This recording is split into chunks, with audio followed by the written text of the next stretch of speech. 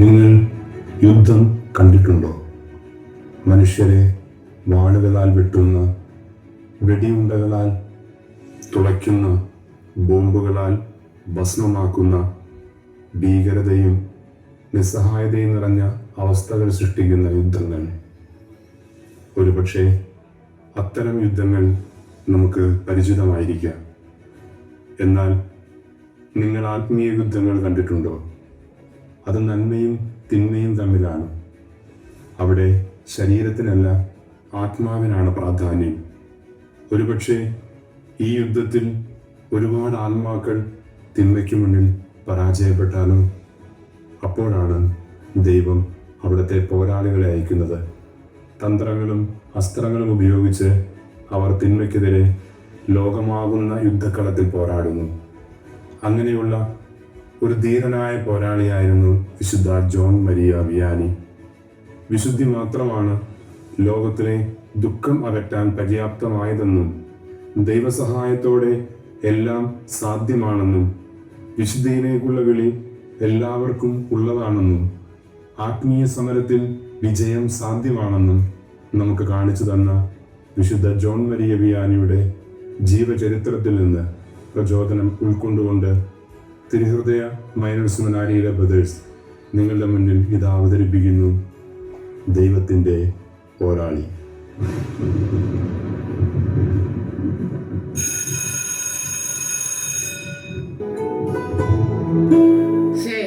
ഇതിപ്പോ രണ്ടാമത്തെ അധ്യായമല്ലേ ആയുള്ളൂ.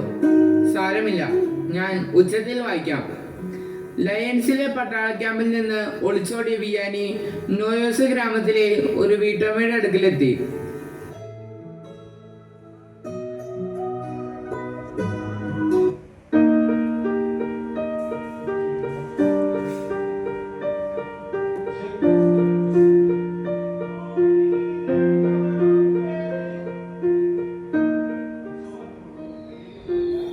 ഹലോ ഹലോ, ഇവിടെ ആരെങ്കിലും ഉണ്ടോ?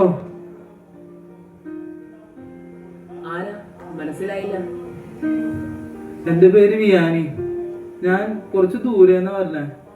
എനിക്ക് കുടിക്കാൻ വെച്ചിട്ട് വെള്ളം തരുമോ? അതിനെന്താ, മോൻ കയറിയിരിക്കി, ഞാൻ വെള്ളം എടുത്തിട്ട് വരാം.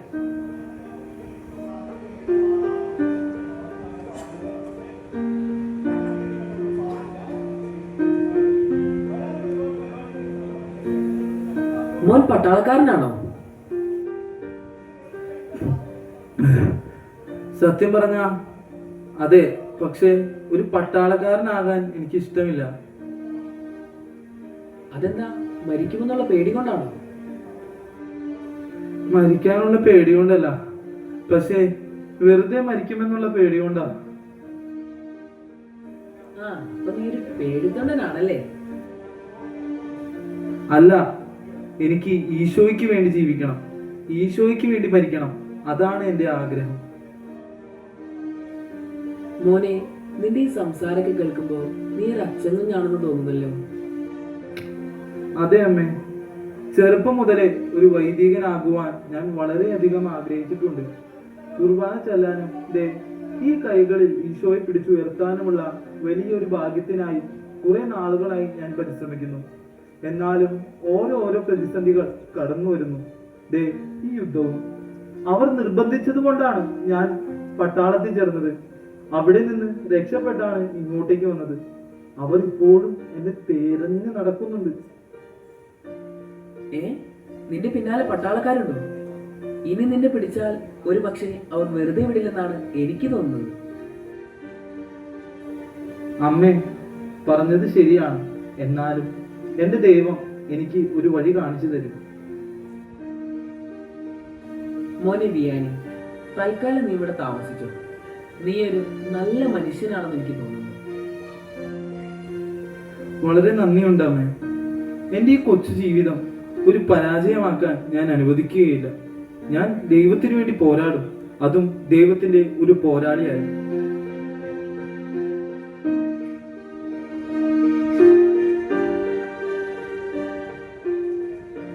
അമ്മേ, ഞാൻ പള്ളി വരെ ഒന്ന് പോവുക. ജോസഫിന് എന്നോട് വരാൻ പറഞ്ഞിട്ടുണ്ട്. ശരി മോനെ.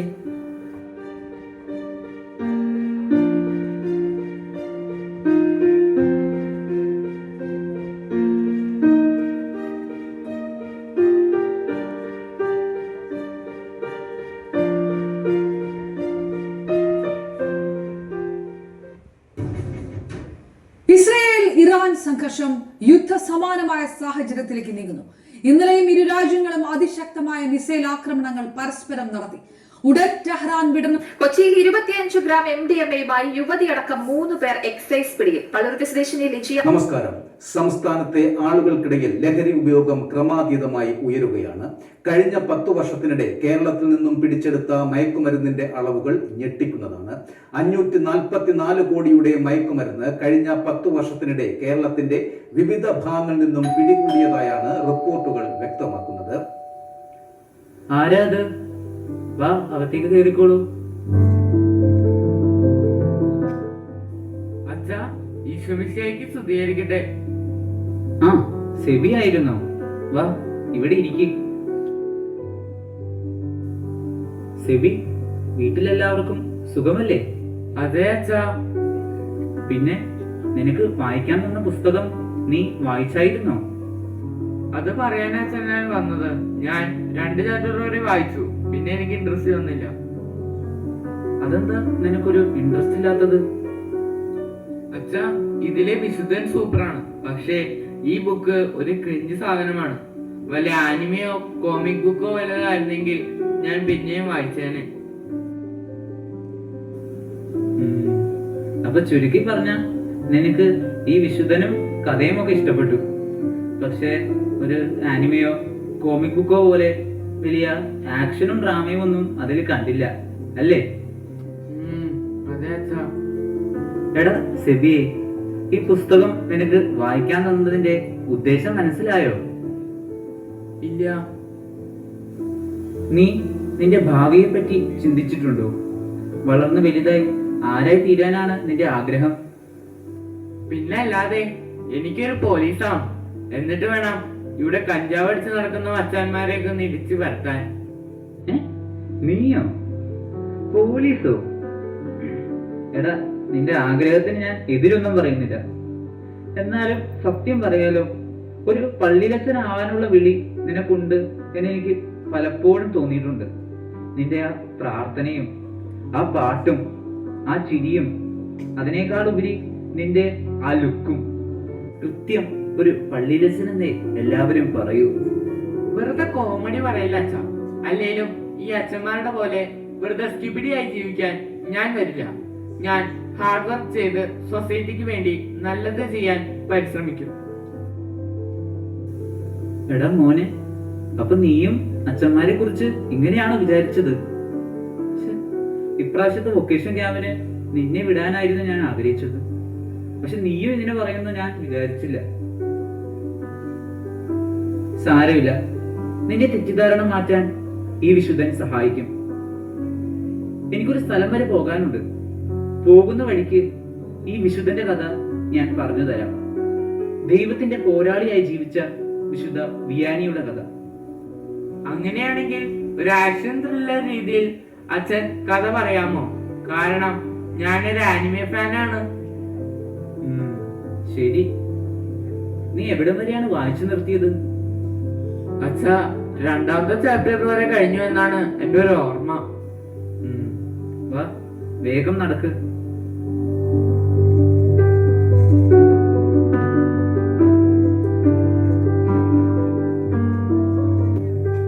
അപ്പോ പട്ടാളത്തിൽ നിന്ന് രക്ഷപ്പെട്ട അച്ഛന്റെ ഹീറോയ്ക്ക് പിന്നെ എന്ത് പറ്റി? എടാ സെബി, യുദ്ധത്തിനിറങ്ങുന്നതിന് മുമ്പ് ഒരു പോരാളിക്ക് പരിശീലനം ആവശ്യമാണ്. അതുകൊണ്ട് തന്നെ നമ്മുടെ ഹീറോ കുറച്ചു കാലത്തിന് ശേഷം സെമിനാരിയിൽ ചേർന്ന് വൈദിക പഠനം ആരംഭിച്ചു.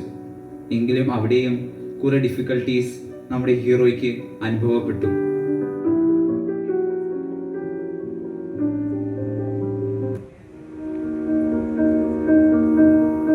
മത്തിയാസ്,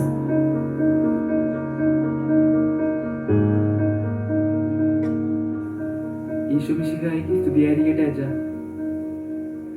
എപ്പോഴും സ്തുതിയായിരിക്കട്ടെ. എനിക്ക് ഇപ്രാവശ്യത്തെ പരീക്ഷകളുടെ റിസൾട്ട് ഒക്കെ വന്നിട്ടുണ്ട്. ലാറ്റിനിലും ഫിലോസഫിയിലൊക്കെ തനിക്കാണ് ഏറ്റവും കൂടുതൽ മാർക്ക്. എന്തായാലും ഇതോടെ തന്നെ തന്റെ കഴിവുകളൊക്കെ നന്നായിട്ട് ഉപയോഗപ്പെടുത്തിയിട്ടുണ്ട്. വളരെ നന്ദിയുണ്ട് അച്ഛാ. മത്യാസേ, ഇനിയും നല്ല രീതിയിൽ പഠിച്ചു മുന്നേറിയാൽ ഒരുപക്ഷെ ഈ ഫ്രാൻസിലെ മെത്രാനാകാനുള്ള യോഗ്യത പോലും തനിക്കുണ്ട്. എല്ലാം ദൈവത്തിന്റെ കൃപ. എന്നാ ശരി, താൻ പൊക്കോ. താൻ പോകുമ്പോഴേ ആ എന്നോടൊന്ന് കാണാൻ പറ. എനിക്ക് കുറച്ച് കാര്യങ്ങൾ അവനോടൊന്ന് പറയാനുണ്ട്. ശരി അച്ഛാ. ബ്രദറെ, മച്ചാനെ, പ്രൊഫസർ അച്ഛൻ വിളിക്കണുണ്ടല്ല, വിഷയമാതാ തോന്നണ. എന്റെ മാതാവേ കാത്തുകൊള്ളണേ. ആ, നീ പേടിക്കണ്ട വിയാനി. ഒന്നെങ്കിൽ ഇവിടുന്ന് പറഞ്ഞു വിടും, അല്ലെങ്കിൽ 1 വർഷം കൂടി ഇവിടെ ഇരുന്നു. ഇതിൽ കൂടുതലൊന്നും സംഭവിക്കാനില്ലല്ല. എന്നാ ശരി, നടക്കട്ടെ.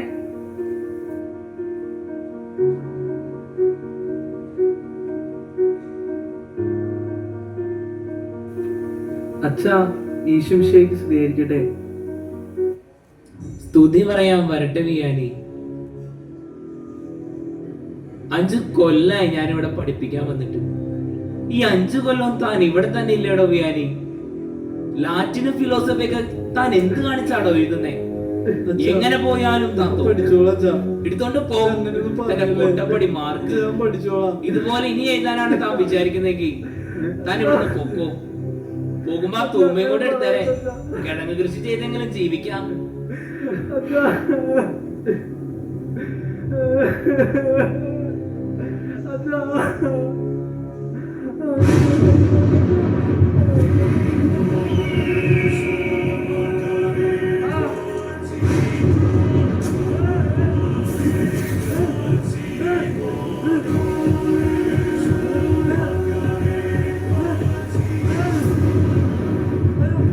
ഒന്നെങ്കിൽ ഇവിടുന്ന് പറഞ്ഞു വിടും, അല്ലെങ്കിൽ 1 വർഷം കൂടി ഇവിടെ ഇരുന്നു.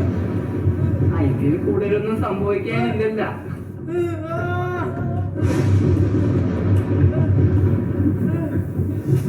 എങ്ങനെ പോയാലും താൻ തോക്കും.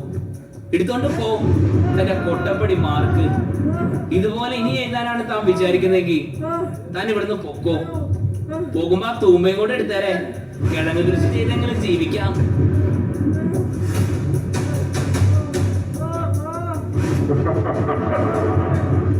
കിഴങ്ങ് തിന്നണ വിയാനേ, കിഴങ്ങ് വിയാനേ,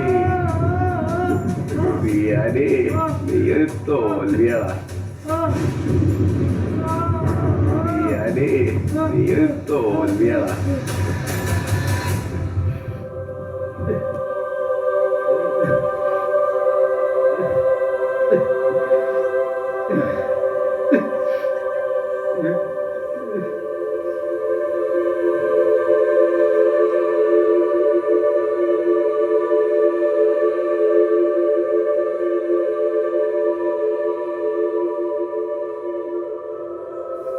എന്റെ മാതാവേ, എന്റെ കാവൽമാലാകെ, എന്നെ സഹായിക്കണമേ.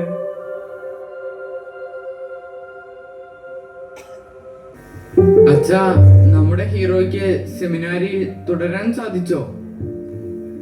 നമ്മുടെ പോരാളിക്ക് യുദ്ധതന്ത്രങ്ങൾ ഗ്രഹിച്ചെടുക്കാനുള്ള വൈഭവം കുറവായിരുന്നു. പക്ഷേ യുദ്ധത്തിൽ തളരാതെ പോരാടാനുള്ള ആഗ്രഹവും കരുത്തുമുണ്ടായിരുന്നു. അതുകൊണ്ട് തന്നെ നമ്മുടെ ഹീറോയായ വിയാനി ഒടുവിൽ ദൈവത്തിന്റെ പടയാളിയുടെ വേഷമണിഞ്ഞ് യുദ്ധക്കളത്തിലേക്ക് ഇറങ്ങി. അങ്ങനെ വിയാനി ഒരു പുരോഹിതനായി.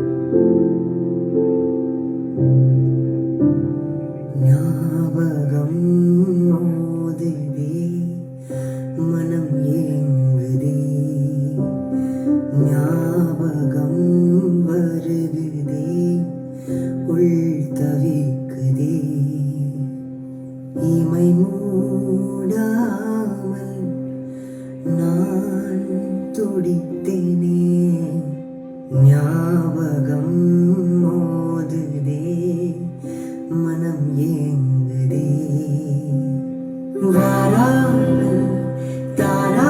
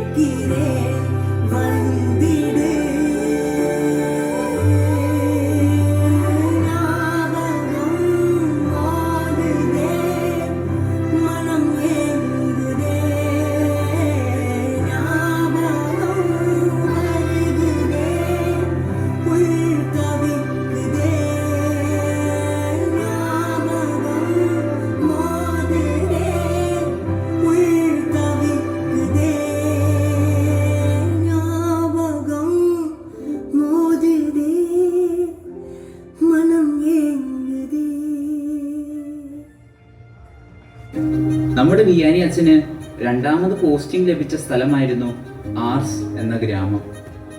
ഓ, ആഴ്സ്. ഈ ബുക്കിൽ ഞാൻ ആ പേര് കുറെ പ്രാവശ്യം കണ്ടു. പക്ഷേ ഈ വില്ലേജിന് എന്താ ഇത്രയും ഹൈപ്പ് എന്നെനിക്ക് മനസ്സിലായില്ല.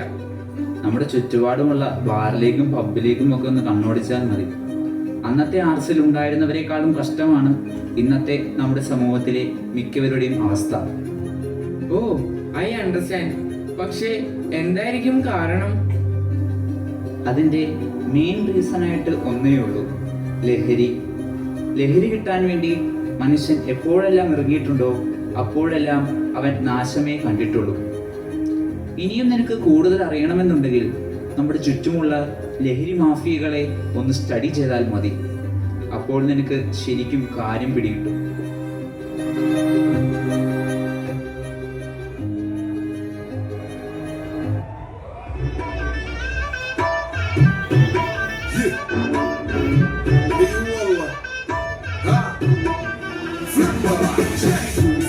عندي خوش فصلة يا اخي تفوز تفوز والله خوش رقصة يا اخي دوس دوس عندي خوش فصلة يا اخي تفوز تفوز والله خوش رقصة عندي لك رقصة قوية يا الحبيب سمها صبوحة خطبها نصيب من يدك جنة بتعطيها كف وهز شد الكيل خليك شبيب عطي رقصة بفريسة زيد عليها شوي سويلي وقفة دار هيبة جيب لي واحد كف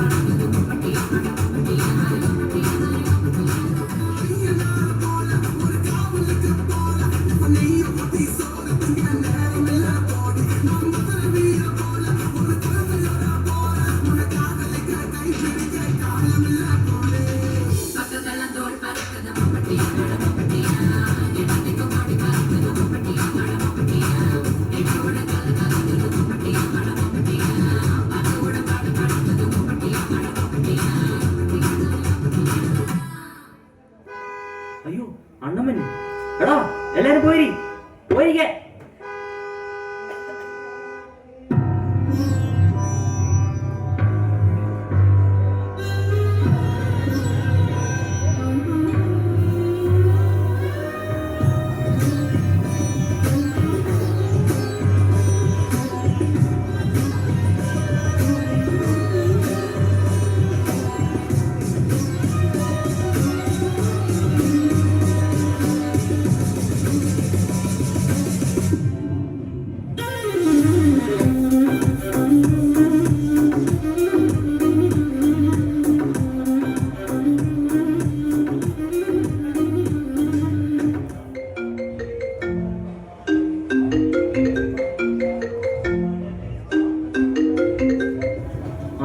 ഹലോ, എപ്പോ ചരക്കൊക്കെ പോലീസ് പിടിച്ചെന്നോ? എടാ കിരണേ, ഇവിടെ വന്നാ. എടാ നമ്മുടെ ചരക്കൊക്കെ പോലീസ് പിടിച്ചെന്ന്. എടാ നീ ചെന്നത് അമ്മനോട് പറ, എനിക്ക് പറയാൻ പേടിയാടാ. നീ ഇങ്ങനെ മാനേജ് ചെയ്യും. അണ്ണാ നമ്മുടെ ചരക്ക് കൊച്ചിയിലെത്തി പോലീസ് പൊക്കി.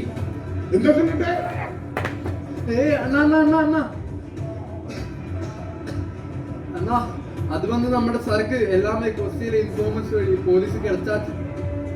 എന്താ ഇൻഫോർമേഷോ? ആരവണ്ട് அண்ணா இது கொஞ்சம் சர்ச் ஃபாதர்ஸ் குரூப்.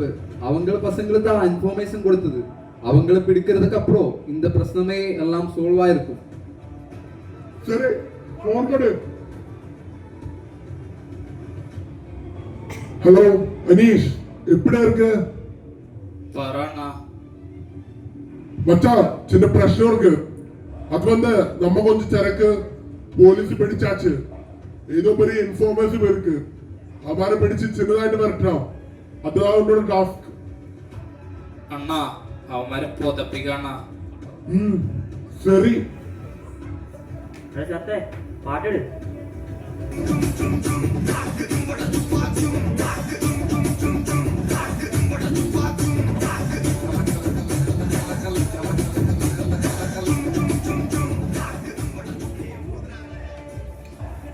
അച്ഛാ, ഈ ലഹരി മാഫിയകളെ ഒതുക്കാൻ ആർക്കും പറ്റില്ല. അവരുടെ ഗുണ്ടകളും വെപ്പൺസും മതി നമ്മളെല്ലാം തോൽപ്പിക്കാൻ. ഈ മണ്ടത്തരം നിന്നോടാരാ പറഞ്ഞത്? അത് പിന്നെ ഞാൻ ഈ സിനിമയിലൊക്കെ കണ്ടതുകൊണ്ട് പറഞ്ഞതാ. ഒരു പരിധി വരെ നീ പറഞ്ഞത് ശരിയാണ്. നമ്മുടെ ലാലേട്ടൻ പറഞ്ഞ ഒരു ഡയലോഗുണ്ട്, നിനക്ക് ഓർമ്മയുണ്ടോ? ആ, എനിക്കറിയാം. Narcotics is A dirty business. Very good SEBI. ഈ ഡർട്ടി ബിസിനസ്സിൽ പെട്ടുപോകുന്നവരെ രക്ഷിക്കുന്ന ഒരു സ്ഥലത്തേക്കാണ് ഇനി നമ്മൾ പോകുന്നത്.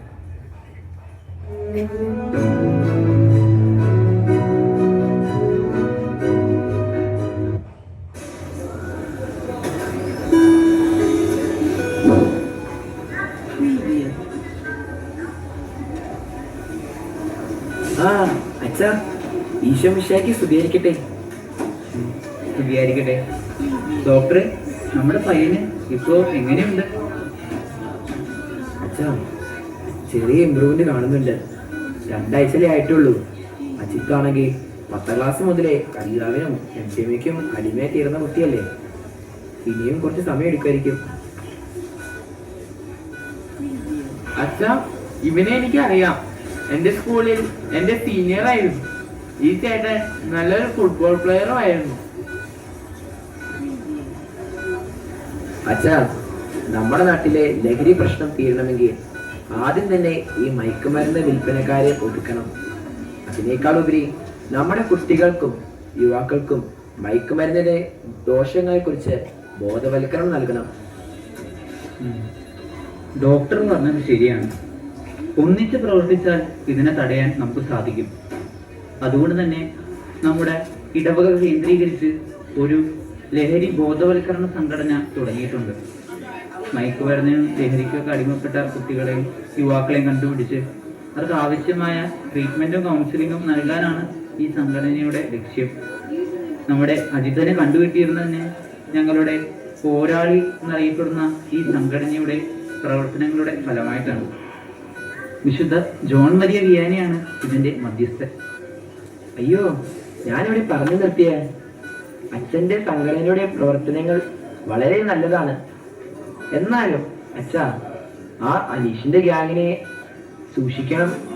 അവരാണ് കൊച്ചിയിലെ എല്ലാ സ്കൂളിലും ഹോസ്റ്റലിലും കഞ്ചാവ് സപ്ലൈ ചെയ്യുന്നത്. അവർക്കെതിരെ ഇറങ്ങിത്തിരിച്ചവരെ അവർ ബാക്കി വെച്ചിട്ടില്ല. അതോർത്ത് ഡോക്ടർ വിഷമിക്കേണ്ട. ദൈവം നമ്മുടെ കൂടെയുണ്ട്. അതുകൊണ്ട് ആരെയും നമ്മൾ പേടിക്കേണ്ട. എടാ ജോസേ, നീ എവിടാ? ഇറങ്ങി ആളെ കൊണ്ട്. ആരാ ഇവിടെ?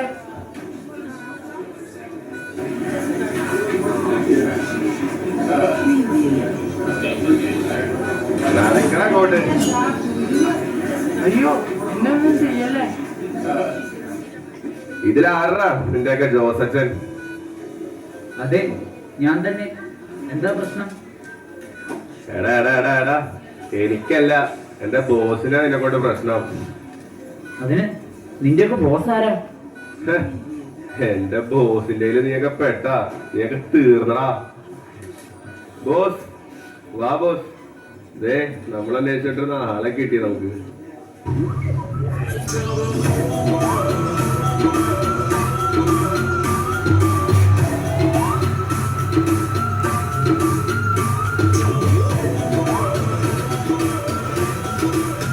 Take it down.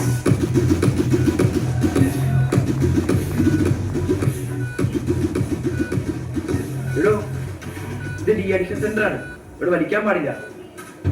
ഓടാ ഒന്നേ ഇവിടെ കഞ്ചാവിക്കണ എന്നോടാണ് സിഗരറ്റ് വലിക്കരുതും. ഓടാ. സത്യത്തിൽ നിങ്ങൾ ആരാണ്? എന്തിനാ ഇവിടെ പ്രശ്നം ഉണ്ടാക്കുന്നത്? എടാ ജോസച്ച, നീയൊക്കെ കൂടി ഒരു സംഘടന തുടങ്ങിയിട്ടുണ്ടല്ലോ. എന്താ അതിന്റെ പേര് സുനി? പോരാളി. എന്നിട്ട് അവൻ അനീഷിനൊക്കെ ഉണ്ടാക്കാൻ നിക്കണ്. നിർത്തിക്കോ നീയൊക്ക. ഓ, അപ്പൊ നിങ്ങളാണല്ലേ അനീഷ്? ഇവിടുത്തെ കുട്ടികൾക്കും യുവാക്കൾക്കും കഞ്ചാവും MDMA കൊടുത്ത് മരിക്കാൻ വിട്ടിട്ട് നീയൊക്കെ കാശുണ്ടാക്കും. നിങ്ങളെപ്പോലെയുള്ള ലഹരി മാഫിയകളെ ഇവിടെ വാഴാൻ ഞങ്ങൾ സമ്മതിക്കൂല. എടോ പള്ളിക്കാരെ മാത്രം നോക്കിയിരിക്കുന്നതായിരിക്കും നിനക്കൊക്കെ നല്ലത്. അല്ലെങ്കിൽ നിന്റെ ഈ സംഘടന മാത്രമല്ല, നിന്നെ ഞങ്ങൾ തീർക്കും. ഞാനൊരു പള്ളിയിലച്ഛനാണ് എന്ന് വെച്ച് മുഴുവൻ നേരം പള്ളിയിലിരിക്കാൻ മാത്രമല്ല എൻ്റെ ഉദ്ദേശം. സമൂഹത്തിലെ നിങ്ങളെപ്പോലെയുള്ള മയക്കുമരുന്ന് വിൽപ്പനക്കാരെ തടയാനും അങ്ങനെ എൻ്റെ പിള്ളേരെ രക്ഷിക്കാനും എനിക്ക് കടമയുണ്ട്. നിർത്തറ, നീ കുറെ നേരം ചിലക്കാൻ തുടങ്ങിയിട്ട്. ഇങ്ങനെ നീ വല്ല ഉണ്ടാക്കിയാ നിന്റെ നെഞ്ചത്ത് കത്തി കയറും കേട്ടോ ജോസേ. നോക്കരുത്. നമുക്ക് എന്താ ചെയ്യേണ്ടത്? നിനക്കെന്നെ ശരിക്കും അറിയില്ല. കൈവിട്ട് നീ വല്ലൊക്കെ ഉണ്ടാക്കിയാ ശവമാണ് കാണുള്ളൂ കേട്ടോ ജോസ. അച്ഛ വാടാ, നമുക്ക് പോവാം.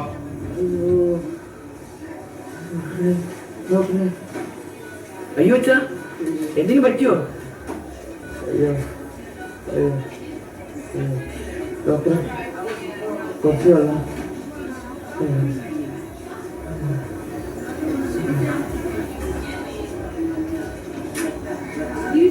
അച്ഛാ, ഞാൻ പറയുന്നത് കൊണ്ട് ഒന്നും തോന്നരുത്. ഇവിടെ വെച്ച് നമ്മുടെ പ്രവർത്തനം നിർത്തുന്നതായിരിക്കും നമുക്ക് നല്ലത്. അവർ പറഞ്ഞാൽ പറഞ്ഞതാ, ആരും ജീവനോടെ വെച്ചേക്കൂല. പക്ഷെ ഡോക്ടറെ, ഇവിടെ വെച്ച് എല്ലാം നിർത്തിയാൽ നമ്മുടെ അധ്വാനമെല്ലാം വെറുതെ ആകില്ലേ? ഡോക്ടറെ, സെബി പറഞ്ഞത് ശരിയാണ്. നന്മയെ തളർത്താൻ തിന്മയുടെ ശക്തികൾ എപ്പോഴും ശ്രമിക്കും. അപ്പോഴും പേടിച്ചോടാതെ ധീരതയോടെ പോരാടാൻ നമ്മൾ തയ്യാറാവണം. നമ്മുടെ ഹീറോയായ വിയാനി അച്ഛനും അങ്ങനെയാണ് ആർസിനെ തിന്മയിൽ നിന്ന് രക്ഷിച്ചത്. അച്ഛാ, നമ്മുടെ ഹീറോയുടെ ബാക്കി കഥയും കൂടി ഒന്ന് പറഞ്ഞു തരാമോ? സെബി, എനിക്ക് അത്യാവശ്യമായിട്ട് പള്ളി വരെ ഒന്ന് പോകാനുണ്ട്. പോകുന്ന വഴി ഞാൻ പറഞ്ഞുതരാം. ഡോക്ടറെ, ഞങ്ങളെന്നാ ഇറങ്ങുക. ശരി അച്ഛാ.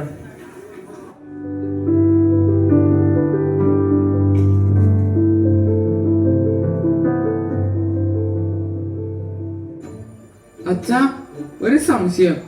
ഈ കഥയിലെ വില്ലൻ ആരാ? ഈ കഥയിലെ വില്ലനാണ് മോനെ യഥാർത്ഥ വില്ലൻ. എത്ര തോൽപ്പിച്ചാലും പരാജയം സമ്മതിക്കാത്ത വില്ലൻ. അച്ഛാ, ഈ വില്ലന്റെ പേരെന്താണ്? ഹിന്ദുക്കൾക്ക് ഇവൻ മഹിരാവണൻ, മുസ്ലിങ്ങൾക്ക് ഇവൻ ഇബ്ലീസ്. എന്നാൽ ക്രിസ്ത്യാനികൾക്കിടയിൽ ഇവന് ഒരേ ഒരു പേരുള്ളൂ, ലൂസിഫർ, ദ ഡെവിൾ.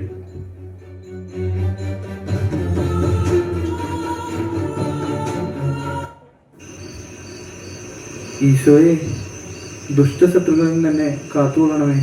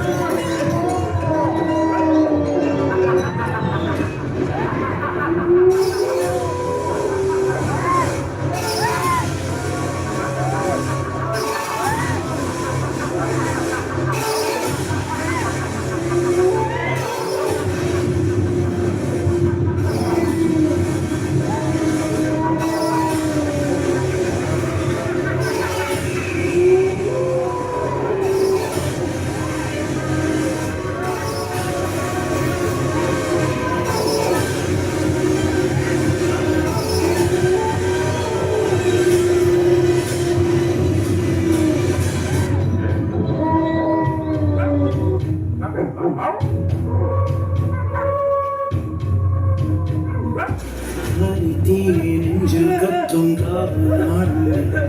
ഈരാളും കാറ്റിൻ കണ്ണിൽ വാഴും മായാമന്ത്രമേ മാറിപ്പേരെ കാണാക്കരെ ആഴിത്തിരലേ ഈ വാനും നീരും നീരാ സൂര്യനെ എതിരിയായിരം എരിയും നാനിടം അതിരിടങ്ങളോ കടം തേടുന്നു നോറ്റുന്നു കാക്കുന്നു വാഴ്ത്തുന്നു ദീപന്മാർ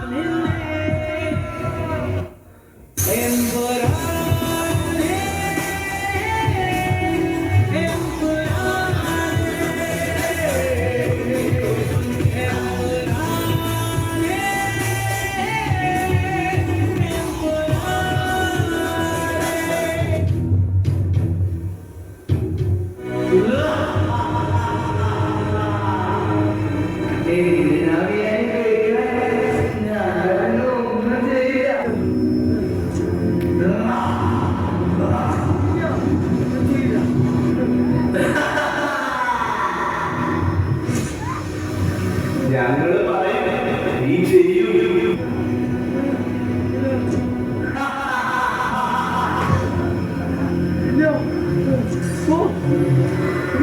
എടാ, നീ ആയിരിക്കണ നീ നിരാകരിച്ചാ മതിയോ?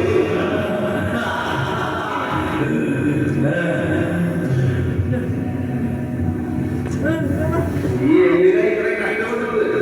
ഈ പള്ളിയിൽ ലോകം ഞങ്ങളുടെ ആയിരവാ.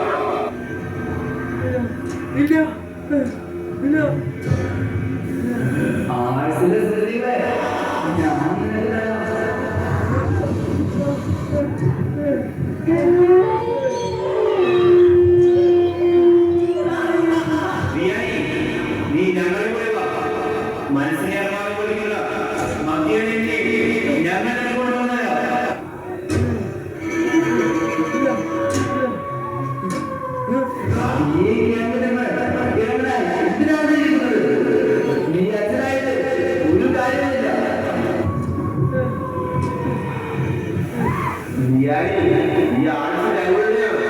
ഈ ജനങ്ങൾ ഞങ്ങളുടെ മക്കളാണ്.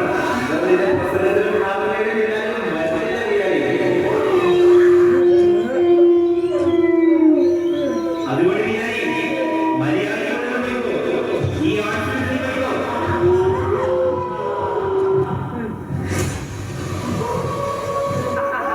നിന്നോട്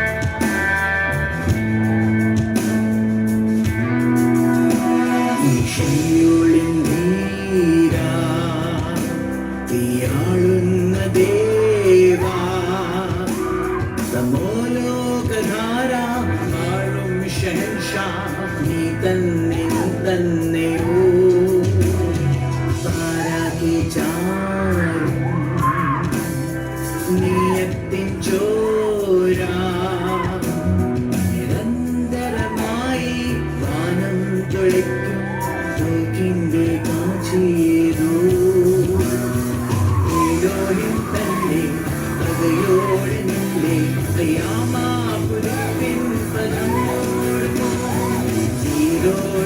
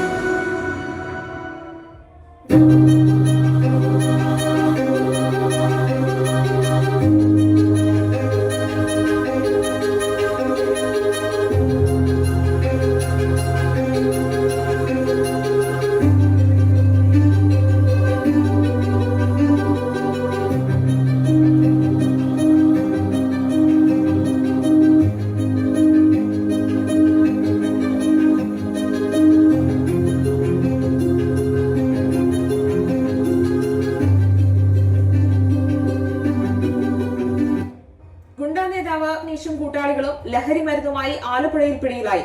അനീഷിന്റെ കാറിൽ നിന്നും MDMA പിടിച്ചെടുത്തു. പുന്നമടയിൽ ഹൗസ് ബോട്ടിൽ പാർട്ടിക്ക് എത്തിയതായിരുന്നു ഇവർ. സലാം ഹൈദ്രോസ് ചേർന്നു. സലാം, വിവരങ്ങൾ. വൈകിട്ട് 4 മണിയോടെയാണ് സംഭവം. ഗുണ്ട നേതാവ് അനീഷിന്റെ നേതൃത്വത്തിൽ ഒരു സംഘം ഗുണ്ടകൾ പുന്നോട കായലിലെ ഹൗസ് ബോട്ടിൽ ജന്മദിന ആഘോഷം സംഘടിപ്പിക്കുന്ന വിവരം പോലീസിന്റെ രഹസ്യാന്വേഷണ വിഭാഗത്തിന് ലഭിച്ചിരുന്നു. ഇതിന്റെ അടിസ്ഥാനത്തിൽ ഇന്ന് രാവിലെ മുതൽ തന്നെ പുന്നോട കായലിലെ ഫിനിഷിംഗ് പോയിന്റ് സമീപത്തായി പോലീസ് സംഘം നിലയുറപ്പിച്ചിരുന്നു. ഉച്ചയ്ക്ക് 12:30യോടെയാണ് ഒരു സംഘം ആദ്യം എത്തിയത്. അച്ഛന്റെ പോരാളി സംഘടന ഇല്ലായിരുന്നെങ്കിൽ യുവമാരെ ഞങ്ങൾക്ക് പിടിക്കാനായിട്ട് പറ്റില്ലായിരുന്നു. 2 കിലോയുടെ MDMA ആണ് ഇവരുടെ കയ്യിൽ നിന്ന് പിടിച്ചെടുത്തത്. അല്പം വൈകിയാൽ ഇത് ഈ കേരളത്തിലെ ഓരോ പിള്ളേരുടെയും കയ്യിൽ എത്തുമായിരുന്നു. അച്ഛന്റെ പോരാളി സംഘടന ഇല്ലായിരുന്നെങ്കിൽ ഞങ്ങൾക്ക് ഈ ഇൻഫർമേഷൻ ഒരിക്കലും കിട്ടില്ലായിരുന്നു. അതുകൊണ്ട് അച്ഛനെ നേരിട്ടൊന്ന് കണ്ട് അച്ഛന് നന്ദി പറയാനായിട്ട് വന്നത്. അപ്പൊ ശരി, ഞാൻ ഇറങ്ങാം. സാറിന്റെ എല്ലാ സഹകരണത്തിനും ഞാൻ വീണ്ടും നന്ദി പറയുന്നു. നമുക്ക് പിന്നീട് എപ്പോഴും കാണാം. ശരി സാർ.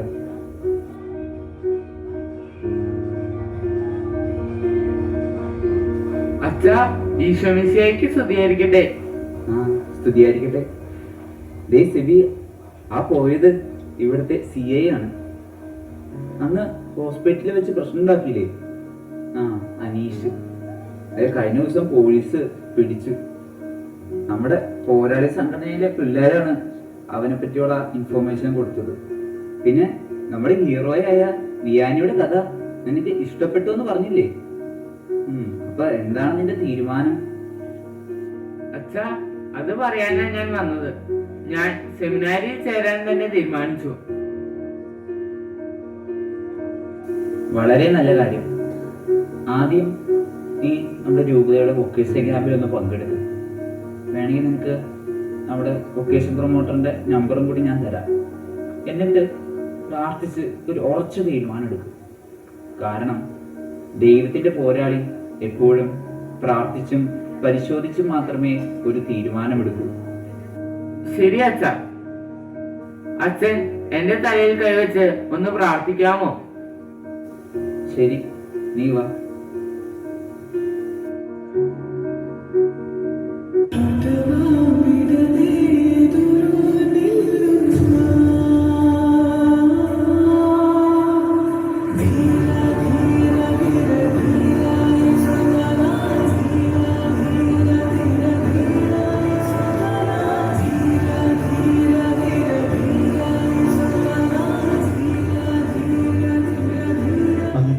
ശക്തികൾ ലോകമെമ്പാടും പടർന്നു പിടിക്കുന്ന ഈ കാലഘട്ടത്തിലും വിശുദ്ധരുടെ പോരാട്ടത്തിന്റെ പാത പിന്തുടരുന്ന പുരോഹിതർ സഭയുടെ അഭിമാനമാണ്. അവരുടെ പരിശ്രമങ്ങൾ കണ്ടും കേട്ടും കാലാകാലങ്ങളായി പലരും ദൈവത്തിന്റെ പോരാളികളായി മാറാൻ ആഗ്രഹിക്കുന്നു. അങ്ങനെ ആഗ്രഹിച്ചവരിൽ ചിലരൊക്കെയായ നമുക്കും വിയാനിയച്ചന്റെ ജീവിതം എക്കാലവും ഒരു മാതൃകയാണ് എന്ന ഓർമ്മപ്പെടുത്തലോടെ തിരുഹൃദയ മൈനർ സെമിനാരിയിലെ ബ്രദേഴ്സ് അവതരിപ്പിച്ച ഈ നാടകം ഇവിടെ അവസാനിക്കുന്നു. നന്ദി.